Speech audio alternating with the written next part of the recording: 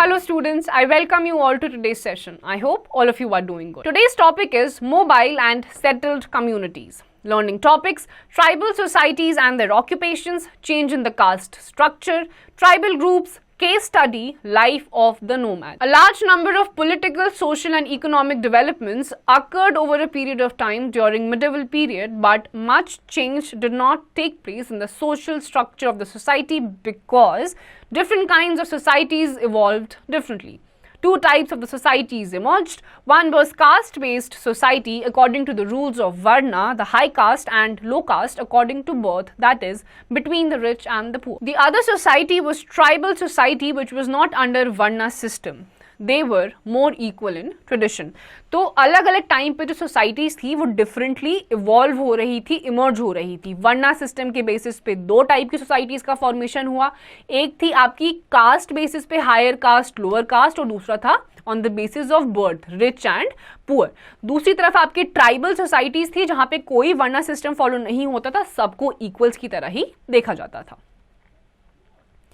Tribal societies and their occupations. Though the rules prescribed by the Brahmanas were accepted by the rulers of large kingdoms, but many societies in the subcontinent did not follow those social rules and rituals, nor were they divided into numerous unequal classes. Such societies are often called tribes or tribal societies. तो अलग अलग जो rules थे वो Brahmins और के द्वारा prescribe करे जाते थे और एक्सेप्ट करे जाते थे, लेकिन जो ट्राइबल ग्रुप्स थे, अलग अलग ट्राइब्स थी, वो इस सिस्टम को फॉलो नहीं करती थी. To earn their livelihood, people of the tribes usually followed different occupations such as agriculture, food gathering, hunting, etc. Some tribes were nomadic. They were mainly dependent on natural resources of the region. Some tribes settled down in an area permanently while others preferred to move from one place to other place. The settled agriculturists are very few. तो उस time पे जो tribe के लोग हुआ करते थे वो अपने गुजारे के लिए एग्रीकल्चर में, हंटिंग में, अलग अलग जगह मूव करके अपने खाने को ढूंढने में पूरा का पूरा अपना समय निकाल दिया करते थे. कुछ ऐसे थे जो अलग अलग जगहों पर मूव करते रहते थे, नोमैडिक थे, और कुछ ऐसे थे जो कि एक जगह पे रह कर ही सेटल्ड लाइफ जीकर अपना एग्रीकल्चर और बाकी सारी चीजें किया करते. Quick facts. We know about the tribes from their songs and ballads pass down from generation to generation by mouth. तो हमें जो ट्राइबल ग्रुप्स हैं उनके बारे में जनरेशन टू जनरेशन जो अलग अलग टाइप के सॉन्ग्स और बैलेड्स लिखे जाते थे उनके थ्रू पता चलता है.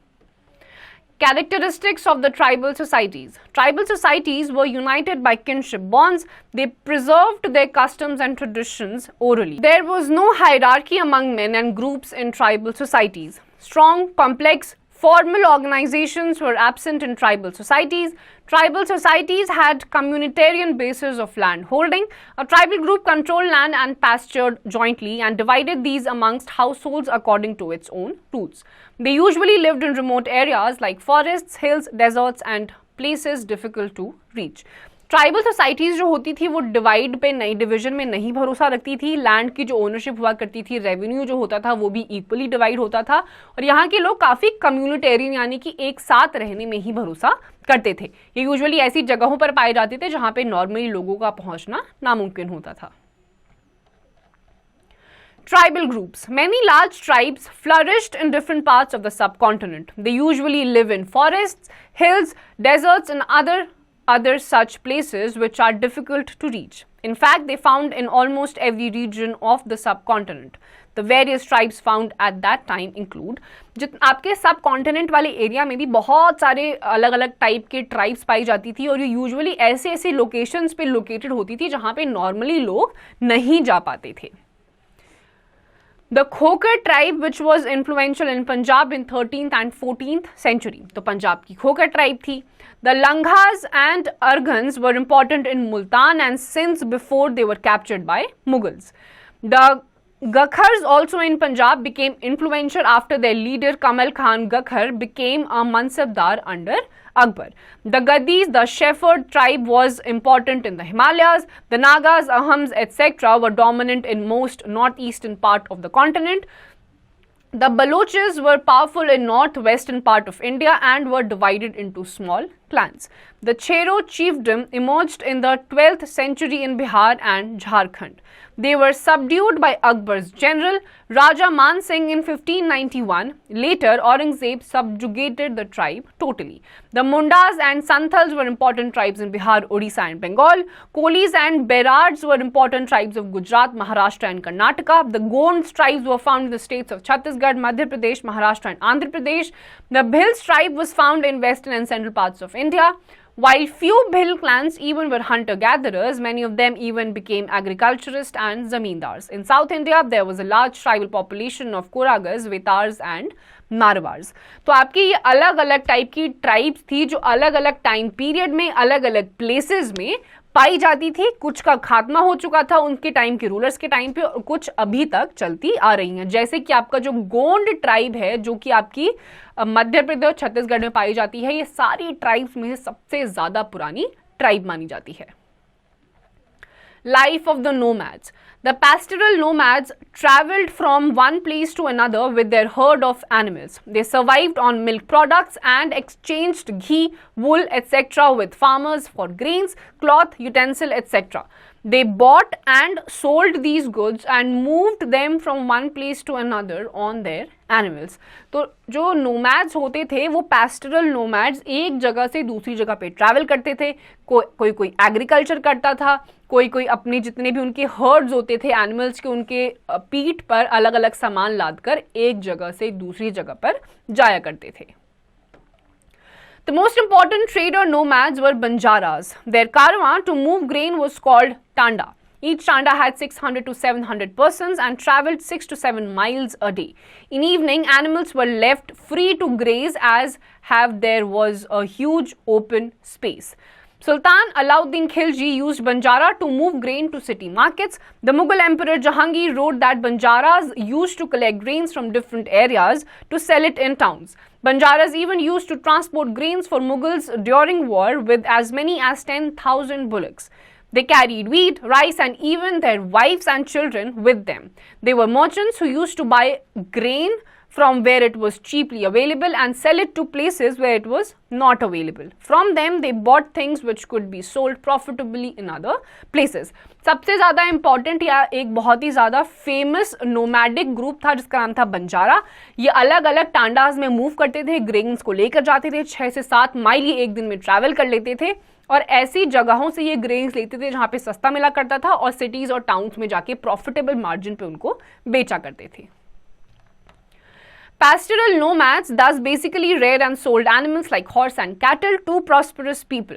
Diverse castes of petty preferes used to travel from village to village. Pastoralists even sold wares like rope, seeds, straw, mat and coers shacks. Mostly mendicants acted as wandering merchants. These were even castes of entertainers performing in different towns for livelihood.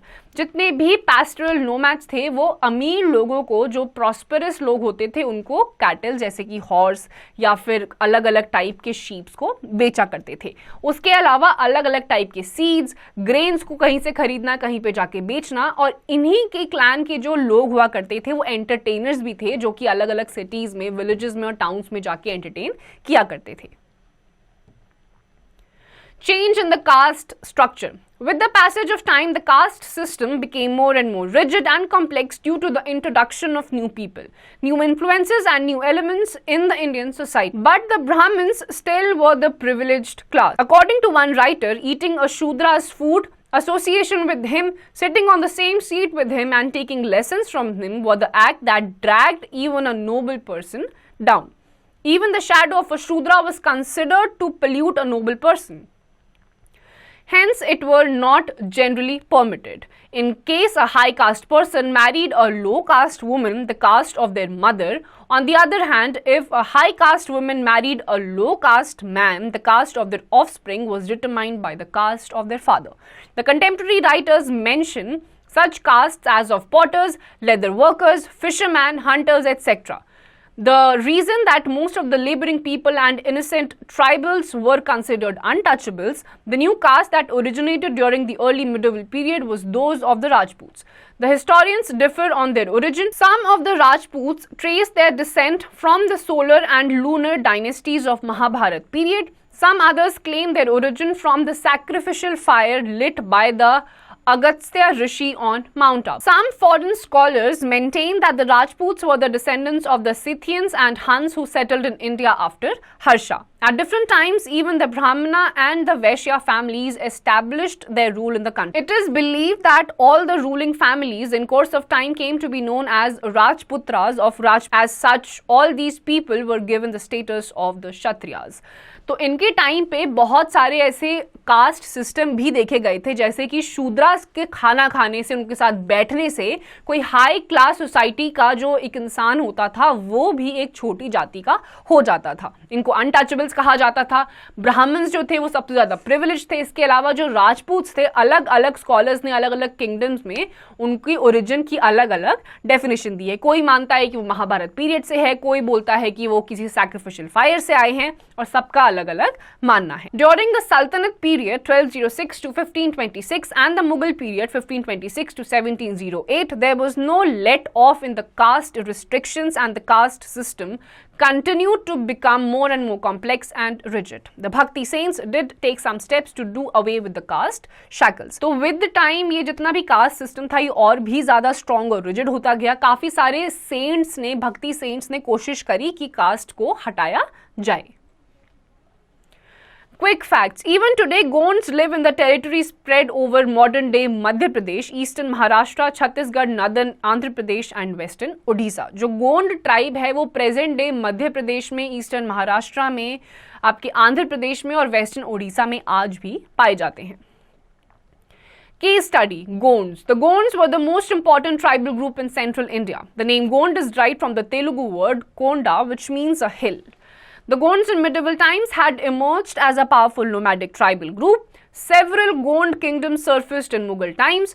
They were called the Raj Gonda. जो Gond tribe है वो सबसे ज्यादा important थी central India में. Gond Telugu word कोंडा से लिया गया है जिसका मतलब है हिल, और इस ट्राइब के लोग प्रेजेंट डे इंडिया में भी काफी पार्ट्स में पाए जाते हैं. One of the most powerful Gond ruler was Rani Durgavati. She is famous in Indian history for refusing to submit to the Mughal Emperor Akbar, who wanted to conquer the interiors of central India as part of his goal of conquering the whole of India. तो Gond tribe की सबसे important एक ruler थी जिनका नाम था रानी दुर्गावती, और ये अलग अलग पार्ट्स ऑफ द कंट्री में अपना शासन फैलाना चाहती थी. Rani Durgavati's kingdom was one of the 5 traditionally independent Gond states. Jabalpur was her capital. She was offered the choice of becoming a vassal of the Mughals and live peacefully. However, she refused to bow before Akbar. In the fight that ensued, the queen died fighting. The kingdom finally fell to the Marathas in 1789. The region controlled by the Gonds was subsequently taken over by the British in 1817. Mughals ने बहुत बार कोशिश करी कि रानी दुर्गावती को अपने under में लेकर आए, लेकिन आखिरी तक उन्होंने सिर्फ रिबेल ही करा, और इसी दौरान लड़ाई के बीच में उनकी मृत्यु हो गई, और उसके बाद मराठास ने शासन करना शुरू कर दिया. Ahams. The Ahams were a tribe who established a powerful kingdom in the region of present-day Assam. The members of this group are admixed descendants of the Tai people. They ruled from the 13th to the 19th century. The name Assam itself has been derived from the word Aham. तो अहम्स जो हैं वो असम में इसकी tribe establish हुई थी. इसने 13th century से लेकर 19th सेंचुरी तक वहाँ पे अपना शासन चलाया है, या वहाँ पे ये पाए जाते थे, और ये टाई पीपल से निकले गए हैं. जो असम वर्ड है वो भी अहम से ही डिराइव करा गया है. Assam was known as Kamar Pupa in early times. Many local dynasties such as the Kacharis, Morans and the Nagas controlled different regions of Assam at different times. These local powers were always fighting amongst themselves. No stable government was established in the region till the coming of the Ahams in the early 13th century. तो असम में अलग अलग छोटे छोटे kingdoms आए, अलग अलग religious groups आए, जिन्होंने अपना शासन वहां पे चलाने की कोशिश करी और आपस में ही लड़ते रहे. लेकिन जब तक अहम्स 13th सेंचुरी में यहाँ नहीं पहुंचे थे, उससे पहले यहाँ पे कोई भी स्टेबल गवर्नमेंट नहीं थी. The Ahams originally belonged to the Mao Shan tribe of China. From the 1st century onwards, they migrated to northern Burma, Myanmar, and thereafter to Assam. They established themselves in northeastern Assam. They defeated the local rulers of the region and established a powerful kingdom in the 13th century. By the 15th century, the Ahams was Rudra Singh who ruled from 1969 to 1714. तो अहम्स जो थे वो originally माओ शान tribe है China की, वहां से Burma जो कि प्रेजेंट डे म्यांमार है वहां पे उन्होंने माइग्रेट करा, वहां से नॉर्थ ईस्टर्न पार्ट में आए और असम का फॉर्मेशन किया, लोकल रूलर से लड़ाई करी, डिफीट करा और अपना शासन उन्होंने वहां पे स्टार्ट किया। The Ahams fought against the local powers of the region and also against powers outside Assam such as the rulers of Bengal and the Mughals. Warfare within Assam was for expanding their territories, whereas fights with the outside powers were for defending their territories. तो अहम्स की ना केवल असम के अंदर local ruler से लड़ाई होती थी, बल्कि बाहर जो बंगाल के रूलर्स थे उनसे भी लड़ाई होती थी। अपने असम के अंदर लड़ाई होती थी अपने टेरिटरी को एक्सपैंड करने के लिए, और टेरिटरी के बाहर के रूलर से लड़ाई होती थी ताकि वो उनकी टेरिटरी में इन्वेड ना कर पाए। Neither the Bengal rulers nor the Mughals were able to achieve a decisive victory over the Aham. Aurangzeb did conquer Gargaon, the Aham capital, but was unable to keep it under Mughal rule. Ahams को ना ही तो Mughal emperors ना ही बंगाल के rulers हरा पाए। आखिरी में औरंगजेब ने कोशिश करी लेकिन वो भी विजयता हासिल नहीं हुए। Recap. Tribal communities in India evolved in isolation, away from the rigidly divided caste-based society. They were more egalitarian and closer to nature. With the expansion of agriculture, more and more forest land was brought under cultivation. This led to assimilation of tribals in the social fold. The tribals in medieval times gained importance because they controlled the key trade routes. In central India, tribal communities rose to considerable prominence and developed their own ruling clans such as the Ahams and the Gonds. Rani Durgavati was the most famous Gond queen. She died fighting the Mughals. The most powerful Aham king was Rudra Singh, who ruled from 1696 to 1714.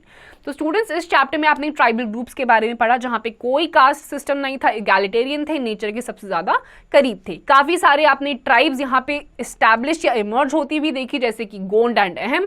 Gond की जो Rani Durgavati leader थी वो मुगल से लड़ते लड़ते उन्होंने वीर गति हासिल करी, और उसके बाद जो अहम्स थे उनके सबसे इंपॉर्टेंट रूलर थे Rudra Singh. Students, with this we come to the end of this chapter. इसकी जितनी भी एक्सरसाइजेज हैं वो आपको खुद से करनी है।